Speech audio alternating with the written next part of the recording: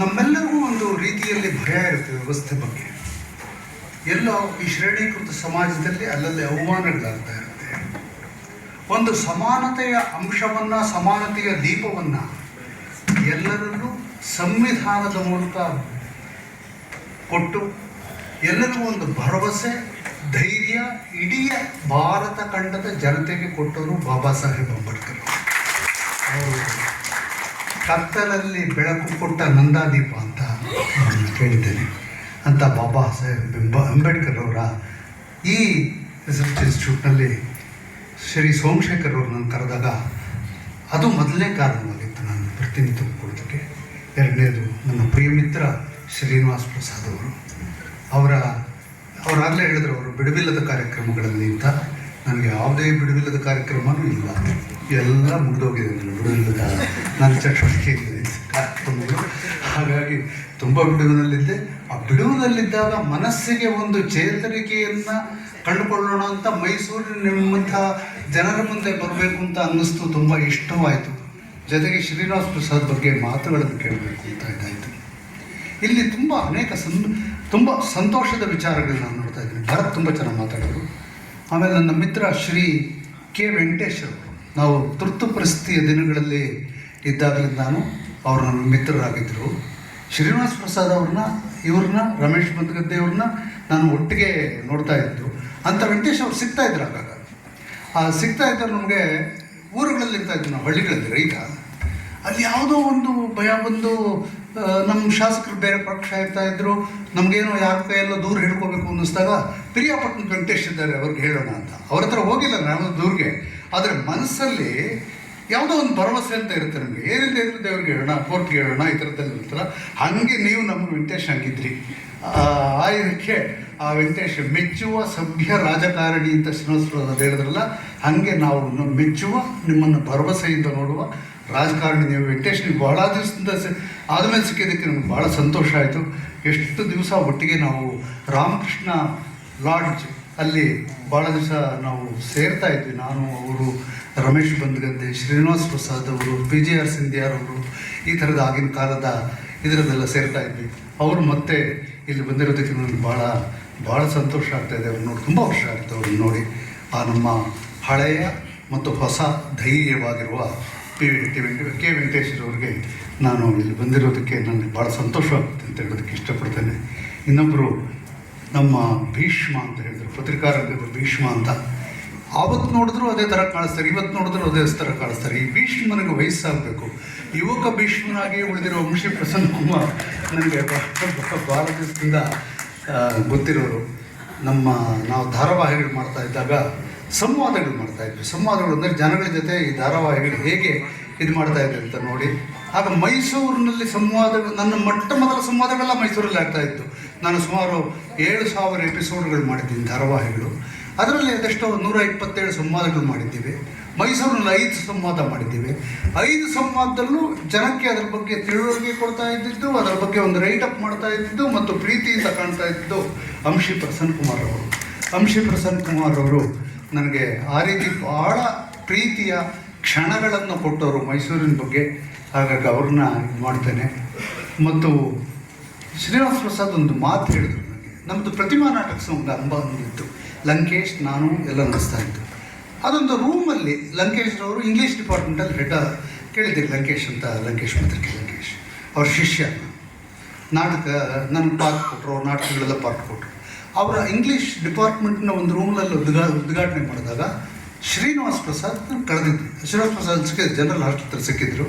ಅಲ್ಲಿ ಕರೆದ್ವಿ. ಅಲ್ಲಿ ಬಂದು ಒಂದಷ್ಟು ದಿವಸ ಆದಮೇಲೆ, ನೋಡ್ರಿ ನಿಮ್ಮ ಪ್ರತಿಮಾ ನಾಟಕ ರಂಗ ಅಂತ ಇಟ್ಟರಲ್ಲ, ಅದು ನನಗೆ ತುಂಬ ಇಷ್ಟ ಆಗಿ ನನ್ನ ಮಗಳಿಗೆ ಪ್ರತಿಮಾ ಅಂತ ನಾನು ಹೆಸರಿಟ್ಟಿದ್ದೀನಿ ಅಂತ ಅಂದರು. ಅಂಥ ಪ್ರತಿಮಾ ಇವತ್ತು ಇಲ್ಲಿ ಬಂದಿದ್ದಾರೆ. ಅವರನ್ನು ನೋಡಿ ನನಗೆ ಬಹಳ ಸಂತೋಷ. ಶ್ರೀನಿವಾಸ ಪ್ರಸಾದ್ ಥರ ನಗುಮುಖದ ಶ್ರೀನಿವಾಸ ಪ್ರಸಾದ್ನ ಇನ್ನೊಂದು ಅವತಾರ ಅಂತ ನಾನು ಭಾವಿಸ್ತೇನೆ. ನೀವು ಅವರ ಕೆಲಸಗಳನ್ನು ಮುಂದಕ್ಕೆ ತೊಗೊಂಡು ಹೋಗ್ತಾ ಇದ್ದೀರಿ. ಒಂದು ಒಲಿಂಪಿಕ್ಸ್ ಇದರಲ್ಲಿ ದೀಪವನ್ನು ಒಬ್ಬರಿಂದ ಒಬ್ಬರು ಮುಂದಕ್ಕೆ ತೊಗೊಂಡೋಗಿ ದಾಟಿಸ್ತಾ ಇರ್ತಾರೆ. ಇಲ್ಲದಿದ್ದರೆ ಹಳೆ ಇದಕ್ಕೆ ಬೆಳಕಿರಲ್ಲ. ಆ ಥರ ಮುಂದಿನ ಬೆಳಕುಗಳಲ್ಲಿ ಒಬ್ಬರಾದ ಪ್ರತಿಮಾ ಪ್ರಸಾದ್ರವರನ್ನು ನಾನಿಲ್ಲಿ ನೋಡೋದಕ್ಕೆ ಭಾಳ ಸಂತೋಷವಾಗ್ತಾ ಇದೆ. ಮತ್ತು ಈ ಶ್ರೀವತ್ಸಾರ್ ಅವರು ಇವಾಗ ತಾನೇ ಮರಳುಗಾಡಿನ OSS ಅಂತ ಹೇಳಿದ್ರು. ಅವ್ರು ಹಂಗೆ ಹೇಳಿದ ತಕ್ಷಣ ದಾಹ ಆಗೋಕ್ಕೆ ಶುರುವಾಯಿತು. ಆ ಮರಳುಗಾಡಿನ OSS ಅಂತ ಹೇಳಿದ ತಕ್ಷಣ ಅಷ್ಟು ಚೆನ್ನಾಗಿ ಮಾತಾಡ್ತಾ ಇದ್ರು ಅವರು. ಆಮೇಲೆ ನಮ್ಮ ಸೋಮಶೇಖರ್ ಅವರು ಎಷ್ಟು ಪ್ರೀತಿಯಿಂದ, ಸರ್ ನನ್ನ ಯಾಕೆ ನನಗೆ ತುಂಬ ಇಷ್ಟವಾದ ಕಾರ್ಯಕ್ರಮ ಆಯಿತು, ಆದರೆ ನನಗೆ ಇಷ್ಟವಾಗುತ್ತೆ ಅಂತ ನಮ್ಗೆ ಹೇಗೆ ಗೊತ್ತಾಯಿತು, ಹೇಗೆ ಕರೆದ್ರೆ ಅಂದರೆ ಅದಕ್ಕೋಸ್ಕರ ಇಂಥ ಒಳ್ಳೆ ಕಾರ್ಯಕ್ರಮಕ್ಕೆ ನನ್ನ ಕರೆದ ನಿಮಗೆ ನಾನು ಕೃತಜ್ಞತೆ ಹೇಳೋದಕ್ಕೆ ಇಷ್ಟಪಡ್ತೇನೆ. ತುಂಬ ಒಳ್ಳೆಯ ಒಂದು ಇನ್ಸ್ಟಿಟ್ಯೂಟ್ ಮತ್ತು ಎಂಥ ಒಳ್ಳೆಯ ಸಭಿಕರು, ಸಭಾಂಗಣ ಮಾತ್ರ ಇದ್ದರೆ ಸಾಲದು, ಎಂಥ ಒಳ್ಳೆಯ ಸಭಿಕರು ಕೂತಿದ್ದಾರೆ ನೋಡಿ. ಆಗಲಿಂದ ಇಂಥ ಸಭಿಕರ ಮುಂದೆ ನಾನು ಮಾತನಾಡೋದಕ್ಕೆ ನಾನು ಕರೆಸೋದಿಲ್ಲ, ಅದಕ್ಕೆ ನಾನು ತಮಗೆ ಕೃತಜ್ಞನಾಗಿದ್ದೇನೆ. ಆಮೇಲೆ ಇನ್ನೊಬ್ಬರು ನಾನು ಇಲ್ಲಿ ನೆನೆಸ್ಕೋಬೇಕಾಗುತ್ತೆ, ಮಳ್ಳೂರು ನಂಜುಂಡಸ್ವಾಮಿ ಅಂತ. ನಾನು ಶ್ರೀನಿವಾಸ ಪ್ರಸಾದ್ ಅವರ 50 ವರ್ಷದ ರಾಜಕೀಯ ಜೀವನ ಆದಾಗ ಒಂದು ಸ್ಮರಣ ಸಂಚಿಕೆ ತರ್ತೀನಿ ಅಂತ ಹೇಳಿದ್ರು. ಅದಕ್ಕೊಂದು ಆರ್ಟಿಕಲ್ ಕೊಡಬೇಕು ಅಂತ ನನಗೆ 50 ನಿಮಿಷ ಅಲ್ವಾ ಸರ್, 50 ನಿಮಿಷ ಆರ್ಟಿಕಲ್ ಕೊಡಬೇಕು ಅಂತ. ನಾನು ಅವತ್ತು ಶೂಟಿಂಗ್ ಮಧ್ಯೆ ಇದ್ದೆ. ಆರ್ಟಿಕಲ್ ಕೊಡಬೇಕು ಸಾರ್, ನಾನು ಶೂಟಿಂಗಲ್ಲಿದ್ದೀನಿ, ಬರೆದು ಕಳಿಸೋಕ್ಕಾಗಲ್ಲ, ಜೊತೆಗೆ ನನಗೆ ಏನಿದೆ ಒಂದು ಬರೆದು ಕಳಿಸೋಕ್ಕಾಗದೇ ಇರೋದು ಒಂದು ನೆಪ ಸಿಕ್ಕಿದೆ. ನನಗೆ ಈ ಬೆರಳು ಫ್ರ್ಯಾಕ್ಚರ್ ಆಯಿತು ಕೋವಿಡ್ ಟೈಮಲ್ಲಿ, ಯಾವುದೋ ಇದರಲ್ಲಿ ಆ ಬೇರೆ ಫ್ರ್ಯಾಕ್ಚರ್ ಆಗಿಬಿಟ್ಟಿದೆ, ಬರೆದು ಕಳಿಸೋಕೆ ಆಗ್ತಾ ಇರಲ್ಲ ಸರ್ ಅಂತಂದು. ಇಲ್ಲ ಬಾಯಲ್ಲಿ ಹೇಳಿ ಕಳಿಸ್ಬಿಡಿ, ನೀವೊಂದು ವಾಯ್ಸ್ ಆಡಿಯೋ ನೋಟ್ ಕೊಡಿಸಿದ್ದು. ಇದು ಒಳ್ಳೆ ಈ ವಿಜ್ಞಾನದ ಆವಿಷ್ಕಾರಗಳಲ್ಲಿ ನಿಮ್ಮ ಕೈಯಲ್ಲಾಗಲಿಲ್ಲ ಅಂದರೆ ಬಾಯಲ್ಲಿ ಮಾಡಿ ಅನ್ನೋ ಥರದ್ದೊಂದು ಇದೆಯಲ್ಲ, ಆ ರೀತಿಯಲ್ಲಿ ಬಾಯಲ್ಲಿ ಅವರಿಗೊಂದು ವಾಯ್ಸ್ ನೋಟ್ ಕಳಿಸಿದ್ದೆ.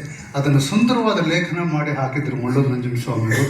ಅದಕ್ಕೋಸ್ಕರ ನಾನು ಅವರಿಗೆ ಕೃತಜ್ಞನಾಗಿದ್ದೇನೆ. ಮತ್ತು ಇಲ್ಲಿ ಮಂಜುಕುಮಾರ್ ಅವರಿದ್ದಾರೆ, ಇನ್ನೂ ಅನೇಕರಿದ್ದಾರೆ, ನಾನು ಎಲ್ಲರ ಹೆಸರನ್ನು ಹೇಳೋಕ್ಕಾಗ್ತಾ ಇಲ್ಲ, ಆದ್ದರಿಂದ ದಯವಿಟ್ಟು ಕ್ಷಮಿಸಿ.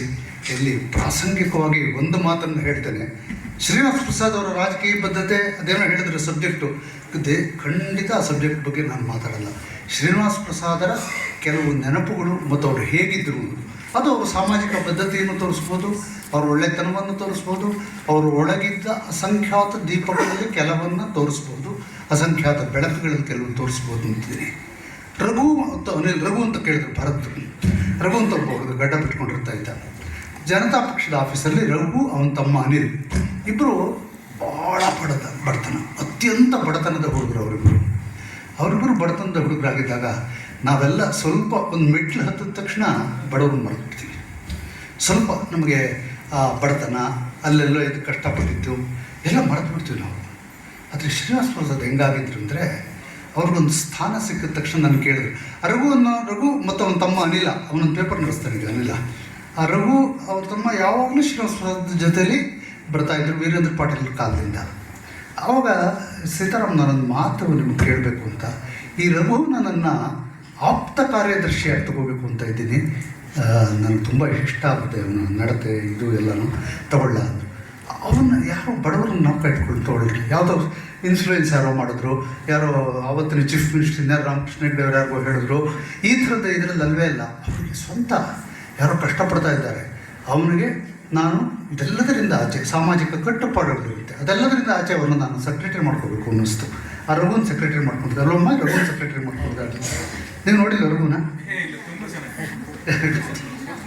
ಗೊತ್ತು, ಅದನ್ನೇ ಅದ್ರ ಬಗ್ಗೆನೇ ಹೇಳೋಕೆ ಬಂದರೆ, ಅದ್ರ ಬಗ್ಗೆನೇ ಹೇಳೋದಾದರೆ ಆ ರಘುನ ಇದು ಮಾಡಿಕೊಂಡ್ರು. ಆ ರಘು, ನಾನು ಇವತ್ತು ಶ್ರೀನಿವಾಸ ಪ್ರಸಾದ್ ನೆನಪು ಅಂತ ಇದು ಮಾಡೋದಕ್ಕೆ ಮುಂಚೆ, ಈಗೊಂದು 4 ತಿಂಗಳ ಮುಂಚೆ ಇದ್ದಕ್ಕಿದ್ದಾಗೆ ತುಂಬ ಚಿಕ್ಕವನು, ನನಗಿಂತ ಭಾಳ ಚಿಕ್ಕವನು, ಹೋಗ್ಬಿಟ್ಟ, ಸತ್ತೋಗ್ಬಿಟ್ಟ. ನಾನು ರಘು ಶ್ರೀನಿವಾಸ ಪ್ರಸಾದ್ ಅವರು ಕೇಂದ್ರದಲ್ಲಿ ಮಂತ್ರಿ ಆಗಿದ್ದರು, ರಾಜ್ಯದಲ್ಲಿ ಮಂತ್ರಿ, ರೆವಿನ್ಯೂ ಮಿನಿಸ್ಟರ್ ಆಗಿದ್ದರು, ಇವರು ಸೆಕ್ರೆಟರಿ. ಈ ಕಾಲದಲ್ಲಿ ಏನೇನು ನೋಡ್ತೀವಿ, ಅವ್ರು ಸೆಕ್ರೆಟರಿನಪ್ಪ ಹೇಗಿರ್ಬೋದು ಅಂತ. ಚಿಕ್ಕ ಗುಡಿಸಲ ಥರ ಮನೆ, ಅಲ್ಲಿಗೆ ನಾನು ಹೋದರೆ ತುಂಬ ಇದರಲ್ಲಿ ಅವನು ಮಲಗಿಸಿದ್ರು ರಘುನ. ಯಾವುದೇ ಆದಾಯಗಳು ಆತ ಯಾವ ರೀತಿಯಲ್ಲೂ ಹೆಚ್ಚಿಸ್ಕೊಂಡಿರಲಿಲ್ಲ. ಅದು ಅವನ ಗುಣ ಮಾತ್ರ ಹೇಳೋದಿಲ್ಲ, ಅವನ ಬಾಸ್ನ ಗುಣವನ್ನು ಹೇಳುತ್ತೆ.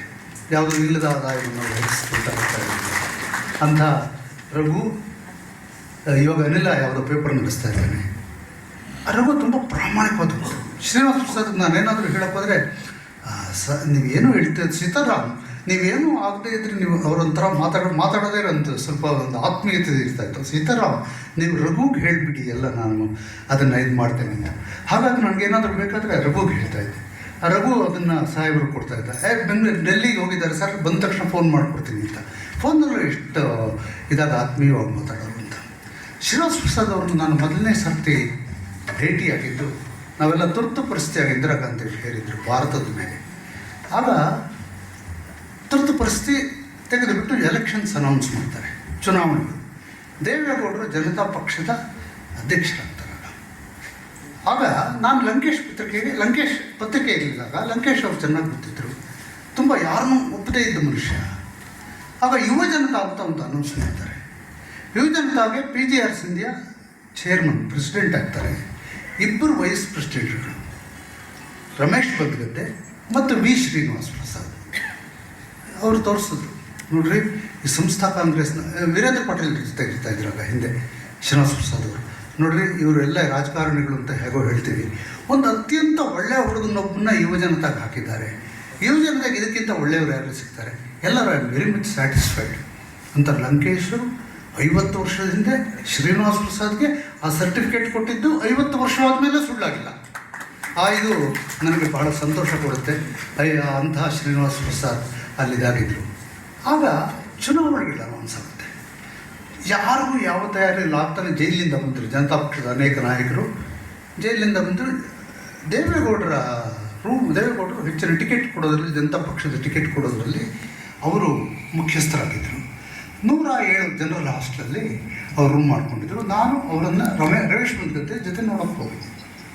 ಆವತ್ತು ಮೈಸೂರು ಜಿಲ್ಲೆಗೆ ಪಾರ್ಲಿಮೆಂಟ್ ಎಲೆಕ್ಷನ್ಗೆ 1978ರಲ್ಲಿ ಪಾರ್ಲಿಮೆಂಟ್ ಎಲೆಕ್ಷನ್ಗೆ ಯಾರ್ಯಾರು ನಿಲ್ಲಿಸಬೇಕು, ಸಂತೆಮರಳಿ ಕ್ಷೇತ್ರಕ್ಕೆ ಬಿ ರಾಜಯ್ಯನವರು ಇಲ್ಲಿ ಸ್ಪರ್ಧಿಯಾಗಿದ್ದರು.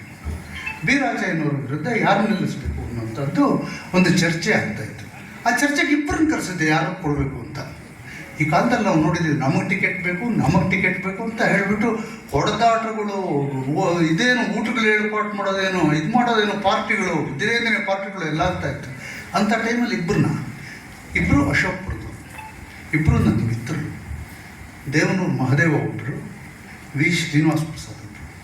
ಇಬ್ಬರಿಗೂ ದೇವೇಗೌಡರು ಒತ್ತಾಯ ಮಾಡ್ತಿದ್ದಾರೆ, ನೀವು ನಿಂತ್ಕೊಳ್ಳಿ ಸಂತೆಮರಳಿ ಕ್ಷೇತ್ರ ಅಂದ್ಕೊಳ್ತೀನಿ ಅದನ್ನು, ಮೈಸೂರು ರೂರಲ್ ಅಂತ ಇದ್ರಾಗ ಸಂತೆಮರಳಿ ಕ್ಷೇತ್ರ ಬೀರಾಜಯ್ಯನವರು ಅಂತಿದ್ದು. ನೀವು ನಿಂತ್ಕೊಳ್ಳಿ ಅಂತ ಮೊದಲು ದೇವನೂರು ಮಹದೇವರು ಅವರು ಶ್ರೀನಿವಾಸ ಪ್ರಸಾದ್ ಕೇಳಿದ್ರು. ಯಾವುದೇ ರಾಜಕಾರಣಿ ಆದರೂ ನಾನು ನಿಲ್ತೀನಿ ಅಂತ ಫಸ್ಟ್ ಬರ್ತಾಯಿದ್ರು. ಯಾಕೆಂದರೆ ಆಗ ಜನತಾ ವೇವ್ ಎಷ್ಟು ಮಟ್ಟಿತ್ತು ಅಂದರೆ ಸುಮ್ಮನೆ ಇದನ್ನು ಹಾಕಿದ್ರೆ ಸಾಕು ಗೆದ್ದು ಬಿಡ್ತಾರೆ ಅನ್ನೋ ಥರದ್ದಿತ್ತು. ಅವ್ರು ಕೇಳಿದ ತಕ್ಷಣ ಇವರು MP ಆದರು ಅಂತ ಕೇಳಿದ ತಕ್ಷಣ ನಿಂತ್ಕೊಂಡು ನಾನು ಮಾತು ಹೇಳ್ತೀನಿ, ನನಗೆ ಬೇಡ, ನನಗಿಂತ ಯೋಗ್ಯರೊಬ್ಬರಿದ್ದಾರೆ, ಅವರು ಕೊಡಿ ಅಂತ ದೇವನೂರು ಮಹದೇವನ ತೋರಿಸಿದ್ರು. ದೇವನೂರು ಮಹದೇವ, ಏನ್ರಿ ನೀವು ನಿಂತ್ಕೊಳ್ಳಿ ಅಂತ ದೇವೇಗೌಡರು ಅಂದರೆ, ನನಗಿಂತ ಯೋಗ್ಯರು ನಾನು ಇನ್ನೊಬ್ಬರನ್ನು ನೋಡಿದ್ದೀನಿ ಇಲ್ಲಿ, ಅವರು ಶ್ರೀನಿವಾಸ ಪ್ರಸಾದ್ ಅವರು ಅಂತ. ಈ ಥರದ ಇಬ್ಬರಲ್ಲಿ ಎಂಥ ಆರೋಗ್ಯಕರ ಪೈಪೋಟಿ ಇತ್ತು ಅಂತ ಇವತ್ತಿನ ಕಾಲಕ್ಕೆ ನಾವು ಹೊಡೆದಾಡ್ಬಿಡ್ತೀವಿ, ಇವನು ಬಂದ್ಬಿಟ್ಟು ಕೇಳೋಕ್ಕೆ ಟಿಕೆಟ್ ಕೇಳೋಕ್ಕೆ ಅಂತ.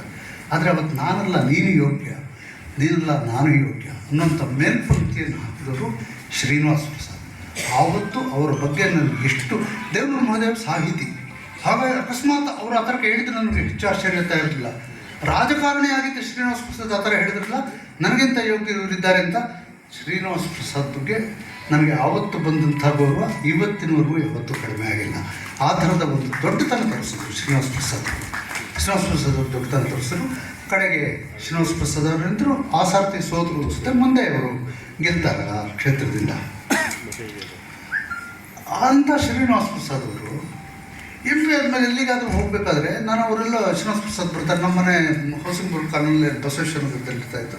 ಅಲ್ಲಿಂದ ನಾವು ಈ ಕಡೆ LH ಹತ್ರ ನಾವು ಏನೋ ದೊಡ್ಡ ಉದ್ಯೋಗ ನಮ್ಮ ಮನೆಯಲ್ಲಿ ಮಾಡ್ತಾ ಇದ್ದಾರೆ ಅಂತ ನಮ್ಮ ಮನೆ ನನ್ನ ಹೆಂಡತಿ ಎಲ್ಲ ತಿಳ್ಕೊಂಡಿದ್ರೆ ನಾವು ಒಂದು LH ಹರಟೆ ಹೊಡೆಯೋದು ಅಷ್ಟೇ. ಹರಟೆ ಹೊಡೆಯೋದ್ರೆ ಅವ್ರು ಏನೋ ಮಾಡೋಕೆ ಹೋಗ್ತಾ ಇದ್ದಾರೆ, ಇವರು ವೀರೇಂದ್ರ ಪಾಟೀಲ್ ಗೊತ್ತು, ಇವ್ರಿಗೆ ಗೊತ್ತು ಅಂತ ಅವ್ರಿಗೆ ಅದೇ ಸಂತೋಷ. ಯಾವುದೋ ಫೋಟೋಗಳಿಂದ ನಾವು ಬಿಟ್ಟಿರ್ತೀವಲ್ಲ ಪೇಪರ್ಗಳಲ್ಲಿ, ಇದೇ ನೋಡು ನಮ್ಮ ಹಸ್ಬೆಂಡ್ ಅಂತ. ಹಂಗೆ ನೋಡಿ ನನ್ನ ಹೆಂಡತಿ ನನ್ನ ಒಪ್ಪಿದ್ದು, ಇದೆಲ್ಲೇ ನೋಡ್ತಾ ಇರಲಿಲ್ಲ ಅನಿಸುತ್ತೆ. ಆ ಥರ ಶ್ರೀನಿವಾಸ ಪ್ರಸಾದ್ ನೋಡಿದಾಗ ನೋಡೋಕೆ ಬಂದಾಗ ಅವ್ರಿಗೆ ನಾನು ಅರ್ಜೆಂಟ್ ರಾಮಕೃಷ್ಣ ಹೆಗ್ಡೆ ಅವ್ರ ಮನೆಗೆ ಹೋಗ್ಬೇಕಾಗಿತ್ತು. ನಂದು ಕಾರಿಲ್ಲ ಅಂತಂದರು. ಕಾರಿಲ್ಲ ಮತ್ತು ನನ್ನ ಸ್ಕೂಟ್ರ್ ಇದೆ ನಂದು ಅಷ್ಟೇ ಅಂತಂದೆ. ನಾನು ಸ್ಕೂಟ್ರ್ ಮೇಲೆ ಕೂತ್ಕೊಳ್ತೀನಿ. ನನಗೆ ಆಶ್ಚರ್ಯ ಆಯಿತು, ಇವರು ಸ್ಕೂಟ್ರ್ ಮೇಲೆ ಕೂತ್ಕೊಳ್ತೀನಿ ಅಂತ. ನಮ್ಮೂರ ಮೇಲೆ ಕೂಡ ನನ್ನ ಜೊತೆ ಸ್ಕೂಟ್ರಲ್ಲಿ ಬರ್ತಾ ಇರಲಿಲ್ಲ. ಅವರು ಅವತ್ತು ನನ್ನ ಜೊತೆ ಸ್ಕೂಟ್ರಲ್ಲಿ ಅವರು ಬರೋದಕ್ಕೆ ಬಂದರು. ಹೆಗ್ಡೆ ಅವ್ರ ಮನೇಲಿ ಇಳಿದ ಮೇಲೆ, ಸೀತಾರಾಮ್ ಏನೂ ತಿಳ್ಕೊಬೇಡಿ, ನಾನೊಂದು 500 ರೂಪಾಯಿ ನಿಮಗೆ ಕೊಡ್ತೀನಿ. ಯಾಕೆ ಸರ್ ಏನು ಕರ್ಕೊಂಬಂದಿದ್ದು ಆಟೋದಲ್ಲಿ ಕರ್ಕೊಂಬಂದ್ರೆ 1 ರೂಪಾಯಿ ಅಷ್ಟೇ ಸರ್ ಆಗ್ತಾ ಇದ್ದಿದ್ದು ಅಂದೆ. ಇಲ್ಲಪ್ಪ ಅದಕ್ಕಲ್ಲ, ನೋಡಿದೆ ನಾನು ಹಿಂದ್ಗಡೆ ಕೂತ್ಕೊಂಡು ಆ ಮುಂದ್ಗಡೆ ಸೀಟ್ ನೋಡಿದೆ ಸ್ವಲ್ಪ ಹರಿದೋಗಿದೆ, ಅದು ನಿಮ್ಮ ಹತ್ರ ದುಡ್ಡಿದೆಯೋ ಇಲ್ವೋ ಅದನ್ನು ಹೊಲಿಸ್ಕೊಂಬಿಡಿ, ನನಗೆ ಅದಕ್ಕೋಸ್ಕರ 500 ರೂಪಾಯಿ ಕೊಡ್ತೀನಿ ಅಂದ್ಕೊಂಡ್ಬಿಡಿ ಅಂತ. ಆ ಥರದ ಅಬ್ಸರ್ವೇಷನ್ ನಿಮಗೇನು ಸಾಲದೆ ಬಂದಿದೆ, ನಮ್ಮ ಸಾಲದೆ ಇರೋದು ಅಂತ ನಮಗೆ ಗೊತ್ತಿರುತ್ತೆ. ಇನ್ನೊಬ್ಬ ಅದನ್ನು ನೋಡಿ ಗುರುತಿಸಿ ಅದನ್ನು ತುಂಬ ಇದರ ರೀತಿಯಲ್ಲಿ ಸಹಾಯ ಮಾಡೋದು. ಅದನ್ನು ತಗೊಳ್ಳಿ 500 ರೂಪಾಯಿ ಇಟ್ಕೊಳ್ತೀನಿ ಇಟ್ಕೋ ಅನ್ನೋ ಥರ ಬಹುಮಾನಗಳು ಕೊಡ್ತಾರಲ್ಲ, ಆ ಥರ ಅಲ್ಲ. ತುಂಬ ಅಂತಃಕರಣದಿಂದ ನೀನು ಅದನ್ನು ರಿಪೇರಿ ಮಾಡಿಸ್ಕೊಳಕ್ಕಾದ್ರೆ ರಿಪೇರಿ ಮಾಡಿಸ್ಕೊಳ್ಳಿ. ಇಲ್ಲಿ ಸ್ವಲ್ಪ ಹರಿದಿದ್ದರೆ ಮಳೆಯಲ್ಲಿ ನೀರು ಬಂದಾಗ ನಿಮ್ಮ ಬಟ್ಟೆ ನೆಂದೋಗುತ್ತೆ, ಅದಕ್ಕೋಸ್ಕರ ಇದನ್ನು ನೀವು ಇದು ಮಾಡ್ಕೊಳ್ಳಿ, ಹೊಲಿಸ್ಕೊಳ್ಳಿ ಅಂತ ಹೇಳಿ ಇದು ಮಾಡಿದರು.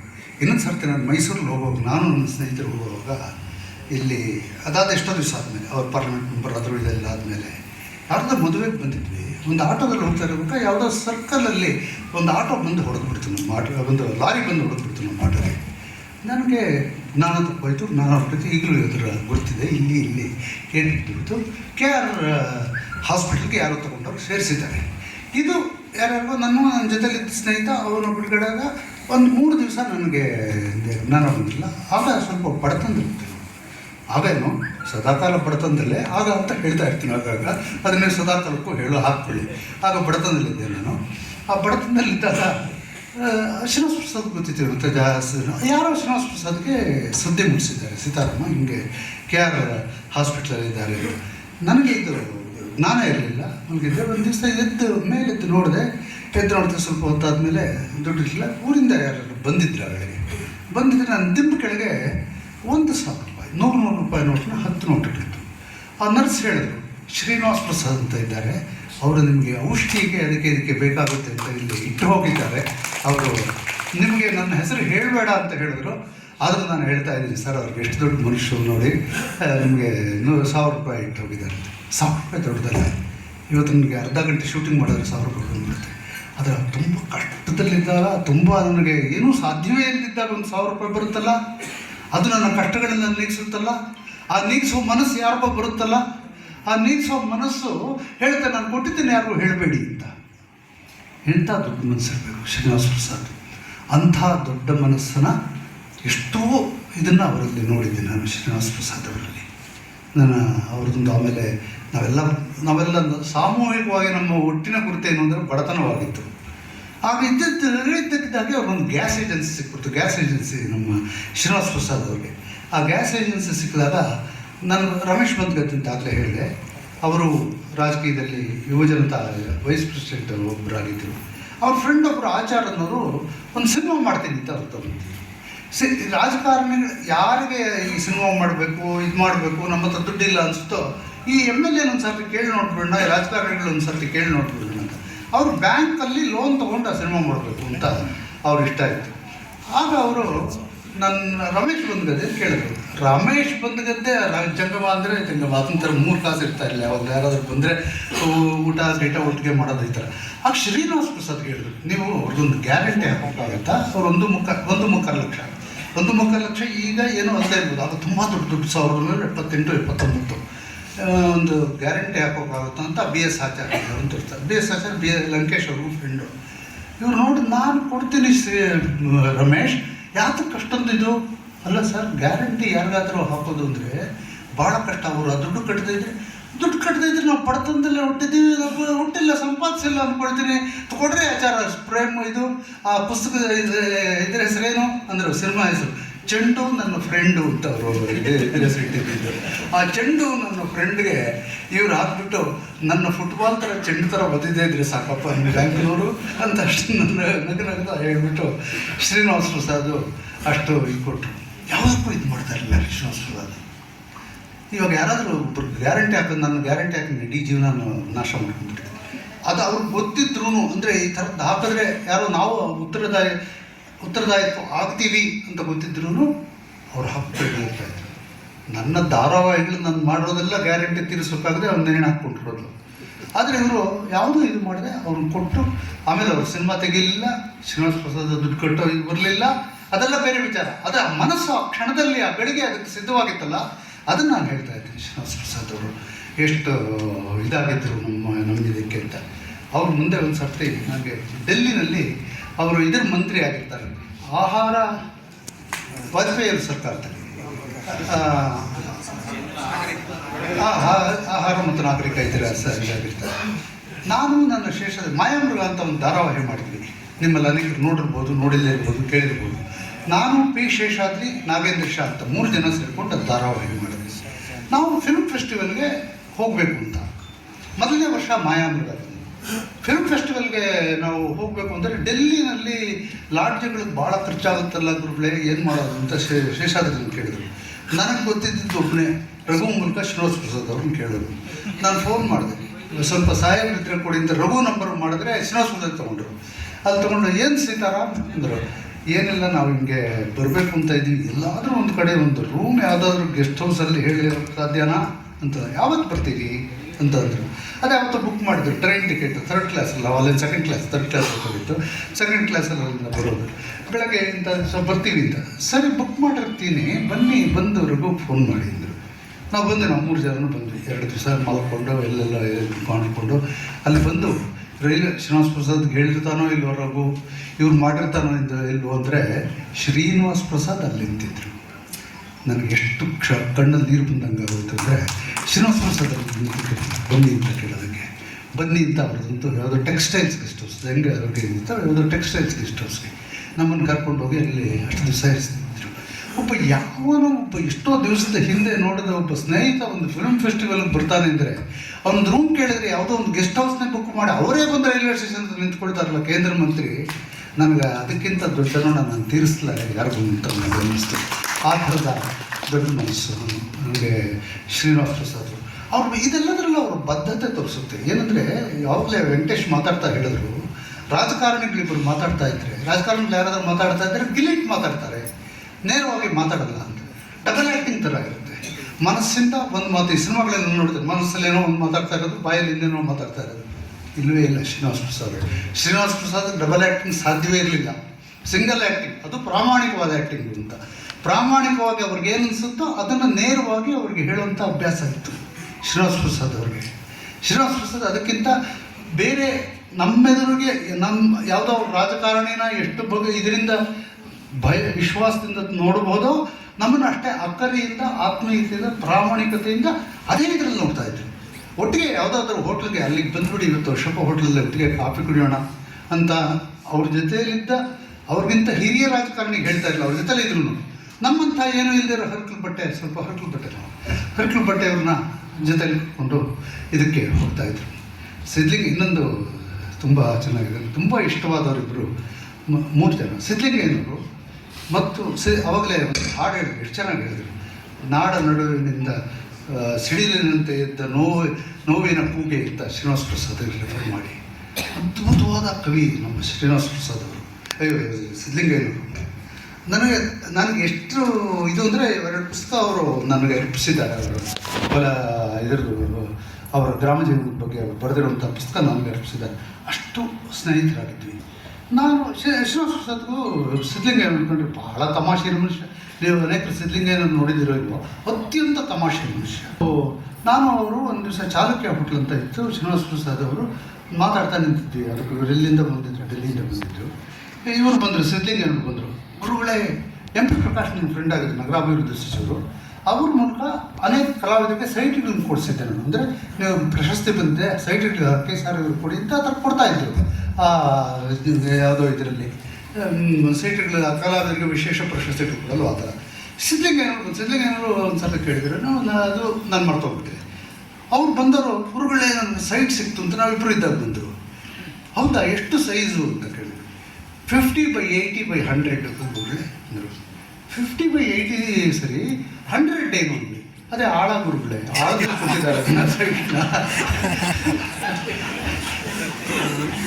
ಯಾವುದೋ ಕಂದಕದಲ್ಲಿ ಕೊಟ್ಟಿದ್ದಾರೆ ಗುರುಗಳೇ ಸೈಟು.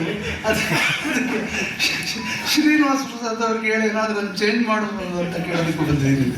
ಅಲ್ಲ, ನೀವೊಂದು ಇವರು ಹೇಳಿದ್ರು, ಎಲ್ಲ ಒಂದು BDA ಕೊಡಬೇಕಾಗಿತ್ತು ಲೆಟ್ರು, ಈ ಥರ ಅಂತ ಹಳದಲ್ಲಿ ಕೊಟ್ಟರೆ ಆಗೋದಿಲ್ಲ. ನಾನು ಇದು ಸ್ವಲ್ಪ ಮೇಲೆ ತುಂಬ ಅದನ್ನು ತುಂಬಿಸೋದಕ್ಕೆ ಇದಾಗುತ್ತೆ, ಹಳದಲ್ಲಿ ಕೊಟ್ಟರೆ ಹೇಗೆ ಅಂತ ಬರೀರಿ ಅಂತ ಬರದೇ ಗುರುಗಳೇ. ಆದರೆ ಅವರು ನಿಮಗೆ ಲ್ಯಾಡರ್ ಪ್ರೊವೈಡ್ ಮಾಡ್ತೀವಿ ಅಂದರು. ಶ್ರೀನಿವಾಸ ಪ್ರಸಾದ್ ಅದು 1 hour ಬಿದ್ದು ನಕ್ಕು ನಮ್ಮನ್ನೆಲ್ಲ ಊಟಕ್ಕೆ ಹೇಗೆ ಕರ್ಕೊಂಡು ಹೋದ್ರು ಅಂದರೆ ಒಂದು ತಮಾಷೆ. ಈ ತಮಾಷೆ ಮತ್ತು ನಗುವಿನ ಇದಿಲ್ಲದೆ ಇದ್ರೆ ಸಿದ್ಧಗಂಗೆಯವರು ಏನು ಇಷ್ಟೊಂದು ತಮಾಷೆ ನೀವು ಅಂತ ನಾವು ಅವ್ರಿಗೆ ಹೇಳಿದ್ರು. ನಾವು ನಗದೇ ಇದ್ದರೆ ನಮ್ಗೆ ಎಷ್ಟು ಸಮಸ್ಯೆಗಳಿರ್ತಾ ಇತ್ತು, ನಮ್ಮ ಸಂಬಂಧಿಗಳಿಗೆ ನಮ್ಮ ಇವರಿಗೆ ಎಷ್ಟೊಂದು ಸಮಸ್ಯೆಗಳಿರುತ್ತೆ ಅಂದರೆ ನಗದೇ ಇದ್ದರೆ ಎಲ್ಲರೂ ಆತ್ಮಹತ್ಯೆ ಮಾಡ್ಕೊಳ್ಬೇಕು, ಅಷ್ಟೊಂದು ಸಮಸ್ಯೆಗಳಿರ್ತವೆ. ಬಡತನ, ಸಮಸ್ಯೆ, ಅವಮಾನ ಇವೆಲ್ಲ ಇರ್ತದೆ. ಆದ್ದರಿಂದ ನಗುವನ್ನು ಕಲಿತಿರ್ತೇವೆ ನಾವು. ನಗುವನ್ನು ಕಲಿಯೋದ್ರಿಂದ ಅವೆಲ್ಲ ನಮಗೆ ಮರೆಯಾಗುತ್ತೆ.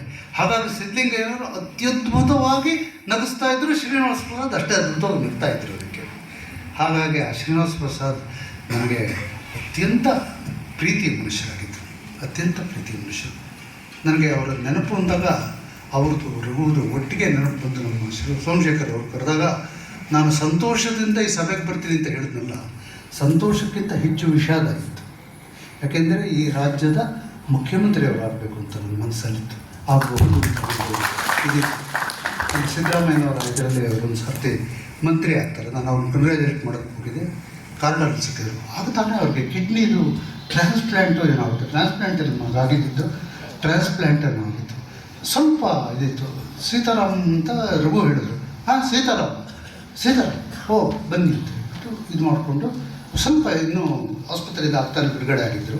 ಅಷ್ಟಿದಿಲ್ಲ. ಆವತ್ತು ಸರಿಯಾಗಿ ಮಾತಾಡಿಸ್ಲಿಲ್ಲ. 2ನೇ ದಿವಸ ಫೋನ್ ಮಾಡಿ, 2ನೇ ದಿವಸ 3ನೇ ದಿವಸ ಫೋನ್ ಮಾಡಿ ನಿಮ್ಗೆ ಸರಿಯಾಗಿ ಮಾತಾಡ್ಸೋಕ್ಕಾಗಲಿಲ್ಲ, ನನ್ನ ಆರೋಗ್ಯದ ಸ್ಥಿತಿ ಸರಿ ಇರಲಿಲ್ಲ, ಒಟ್ಟಿಗೆ ಊಟ ಮಾಡೋಣ ಎಲ್ಲಾದ್ರೂ ಅಂತ ಅಂದರು. ನಾವು ಹೋದ್ವಿ, ಒಟ್ಟಿಗೆ ಊಟ ಮಾಡಿದ್ವಿ. ನಾನು ಸಿದ್ಧಲಿಂಗಯ್ಯನವರು ಅವರು ಒಟ್ಟಿಗೆ ಊಟ ಮಾಡಿದ್ವಿ. ಆ ಥರದ ಇವರು ನಾವು ಇನ್ನೆಷ್ಟೋ ವರ್ಷ ಇರ್ತಾರೆ. ಇವರು ಒಂದಲ್ಲ ಒಂದು ದಿವಸ ಇಲ್ಲಿ ರಾಜ್ಯದಲ್ಲಿ ಮುಖ್ಯಮಂತ್ರಿ ಆಗ್ತಾರೆ ಅಂತ ನಾವು ಭಾವಿಸ್ತೀವಿ. ಏನು ಗೊತ್ತಿಲ್ಲ. ಒಟ್ಟಿನಲ್ಲಿ ಒಂದು 2-3 ವರ್ಷ ಆದಮೇಲೆ ರಾಜೀನಾಮೆ ಕೊಟ್ಟರು. ಅವರು ರೆವಿನ್ಯೂ ಮಿನಿಸ್ಟರ್ ಆಗಿದ್ದಾಗ ಅನಿಸುತ್ತೆ, ನನಗೆ ನೆನಪಿದ್ದಾಗೆ ರೆವಿನ್ಯೂ ಮಿನಿಸ್ಟರ್ ಆಗಿದ್ದರು. ಅತ್ಯಂತ ಪ್ರಭಾವಶಾಲಿ ರೆವಿನ್ಯೂ ಮಿನಿಸ್ಟರ್. ರೆವಿನ್ಯೂ ಖಾತೆ ಇದೆಯಲ್ಲ, ಅದು ಬಹಳ ಪ್ರಭಾವಶಾಲಿ. ಇವ್ರ ಪ್ರಭಾವ ಉಪಯೋಗಿಸೋಕೆ ಹೋಗ್ತಾ ಇರಲಿಲ್ಲ. ಆ ಖಾತೆಯ ಪ್ರಭಾವಶಾಲಿ ಖಾತೆ ಅದು. ಅಂಥ ಇದರಲ್ಲಿದ್ದರೂ ಒಂದು ಚೂರು ಬಿಗುಮಾನವಾಗಲಿ, ಒಂದು ಚೂರು ಅಹಂಕಾರವಾಗಲಿ, ಯಾರೋ ಬಂದು ಬಾಗಿಲಲ್ಲಿ ನಿಲ್ಲಿಸೋದಾಗಲಿ, ಈ ಥರದ್ದು ಯಾವತ್ತೂ ಮಾಡ್ತಾ ಇರಲಿಲ್ಲ ಶ್ರೀನಿವಾಸ ಪ್ರಸಾದ್. ನಾವೊಬ್ಬ ಆದರ್ಶ ರಾಜಕಾರಣಿ ಹೇಗಿರಬೇಕು ಅಂದರೆ ಪಾಠದಲ್ಲಿ ನಾವು ಚಿಕ್ಕಂದಲ್ಲಿದ್ದಾಗ ಆದರ್ಶ ರಾಜಕಾರಣಿ ಯಾರು ಅಂದರೆ ಏನೋ ಒಂದು ಬರಿತಾ ಇದ್ವಿ. ಆಗಿನ ಕಾಲದಲ್ಲಿ ಗಾಂಧಿನೋ ನೆಹರು ಏನೋ ಬರಿತಾ ಇದ್ವಿ. ಆದರೆ ಇವತ್ತು ನಾನು ಚಿಕ್ಕ ಹುಡುಗ ಅಕಸ್ಮಾತ್ ಆಗಿಬಿಟ್ಟಿದ್ದರೆ ನಿನ್ನ ಮನಸ್ಸಿನ ಆದರ್ಶ ರಾಜಕಾರಣಿ ಯಾರು ಅಂತ ಹೇಳಿದರೆ, ನನ್ನ ಆದರ್ಶ ರಾಜಕಾರಣಿ ಮಾತ್ರವಲ್ಲ, ಆದರ್ಶ ಮನುಷ್ಯ ಕೂಡ ಶ್ರೀನಿವಾಸ ಪ್ರಸಾದ್ ಆಗಿದ್ದರು ಅಂತ ನಾನು ಆ ಥರದ ಶ್ರೀನಿವಾಸ ಪ್ರಸಾದ್ ಅವ್ರನ್ನ ಇವತ್ತು ನೆನಪು ಮಾಡ್ಕೊಳ್ಳೋಕ್ಕೆ ಇಲ್ಲಿ ಅವಕಾಶ ಕೊಟ್ಟರೆ ನಿಮ್ಮಂಥ ನನಗಾಗಲೇ ಅವರು ನಮ್ಮ ನಂಜನಸ್ವಾಮಿ ಹೇಳಿದ್ರು, ನೀವು ಅದನ್ನೆಲ್ಲ ಅನೇಕ ಸಂಗತಿಗಳನ್ನು ನಾನು ಕಳಿಸಿದ್ದೀನಿ ಅಂತ. ನನಗೆ ಅದರಲ್ಲಿ ಇನ್ನೂ ಅನೇಕ ಸಂಗತಿಗಳಿರ್ಬೋದು, ನನಗೆ ಮತ್ತು ಅಷ್ಟನ್ನು ಹೇಳಿ ಆವಾಗ ನನ್ನ ಸ್ನೇಹಿತರ ಜೊತೆಯಲ್ಲಿ ಬಂದೆ. ಎಷ್ಟೊತ್ತು ಮಾತಾಡ್ಬೋದು ಅಂತ. ಪ್ರೇಕ್ಷಕರ ಮೇಲೆ ಕರುಣೆ ತೋರಿಸಿ ಸಾಕು, ಜಾಸ್ತಿ ಹೊತ್ತು ಮಾತಾಡೋಕೆ ನನ್ನ ಸ್ನೇಹಿತರು. ಹಾಗಾಗಿ ನಾನು ಹೆಚ್ಚೊತ್ತು ಮಾತಾಡೋಕೆ ಹೋಗಿಲ್ಲ. ಇಲ್ಲದೆ ಇನ್ನೂ ಶ್ರೀನಿವಾಸ ಪ್ರಸಾದ್ ಬಗ್ಗೆ ಬೇಕಾದರೆ 100 ವಿಚಾರಗಳನ್ನು ಹೇಳುವಷ್ಟು ಗೆಳೆತನ ನನಗೆ ಹೋಯಿತು. ನಮಗೆ ಪ್ರಶಸ್ತಿ ಬಂದಾಗ ಮೊಟ್ಟ ಮೊದಲು ಅವರು ರಾಷ್ಟ್ರ ಪ್ರಶಸ್ತಿ ನನಗೆ ಬರುತ್ತೆ. ನಮ್ಮ ಮನೆಗೆ ಅವರು ಬೆಂಗಳೂರಲ್ಲಿದ್ದರಂತೆ, ನಮ್ಮ ಮನೆಗೆ ತೊಗೊಂಡು ದೊಡ್ಡ ಬುಕ್ಕೆ ತೊಗೊಂಡು ಬಂದಿದ್ದರು. ಆ ಶ್ರೀನಿವಾಸ ಪ್ರಸಾದ್ ಇವತ್ತು ಬದುಕಿರಲಿ ಅಂತ ನನಗೆ ತುಂಬ ಹಂಬಲ ಬರುತ್ತೆ. ಸಿದ್ಧಲಿಂಗಯ್ಯ ಇವತ್ತು ಬದುಕಿರಲಿ ಅಂತ ತುಂಬ ಹಂಬಲ ಬರುತ್ತೆ. ನನ್ನ ಗೆಳೆಯ ನಾಗೇಶ್ ಅಂತ ಇದ್ದ, ಅವನು ಬದುಕಿರಲಿ ಅಂತ. ಮನುಷ್ಯನ ಇದು ಭಾಳ ಕೆಟ್ಟದ್ರಿ. ಹತ್ತಿರದವ್ರು ಹೋಗ್ತಾ ಇರ್ತಾರೆ, ನಾವು ವಿಷಾದ ಬಂದ್ಬಿಟ್ಟು ಮುಂದೆ ಸಾಗ್ತಾ ಇರ್ತೀವಿ. ಆದರೆ ಅವ್ರು ಬಿಟ್ಟು ಹೋಗಿರ್ತಾರಲ್ಲ ಬೆಳಕು, ಒಳ್ಳೆಯ ಮನಸ್ಸು, ಅದು ಈ ಜಗತ್ತಿನ ಭರವಸೆ ಅಂದ್ಕೊಂಡು ಮುಂದೆ ಸಾಗ್ತಾ ಇರ್ತೀವಿ. ಆ ಥರದ ಭರವಸೆಯ ಬೆಳಕು ಎಲ್ಲ ಆಗಿದೆ ಶ್ರೀನಿವಾಸ ಪ್ರಸಾದ್ರವ್ರನ್ನ ಮತ್ತೊಮ್ಮೆ ಮಾಡ್ಕೊಳ್ಳೋಕೆ ಅವಕಾಶ ಮಾಡಿಕೊಟ್ಟು ತಮ್ಮೆಲ್ಲರಿಗೂ, ಸೋಮಶೇಖರ್ ಅವ್ರಿಗೂ, ನಮ್ಮ ಗೆಳೆಯ ನಾನು ನೋಡಿ ತುಂಬ ಸಂತೋಷವಾಯಿತು, ವೆಂಕಟೇಶ್ ಅವ್ರಿಗೂ, ಎಲ್ಲರಿಗೂ ನಾನು ಧನ್ಯವಾದಗಳನ್ನು ಅರ್ಪಿಸ್ತಾ ನನ್ನ ಮಾತು ಮುಗಿಸ್ತೀನಿ. ಜಾಸ್ತಿ ಮಾತಾಡೋದಕ್ಕೆ ಕ್ಷಮಿಸಿ. ನಮಸ್ಕಾರ. ಜೈ ಕರ್ನಾಟಕ.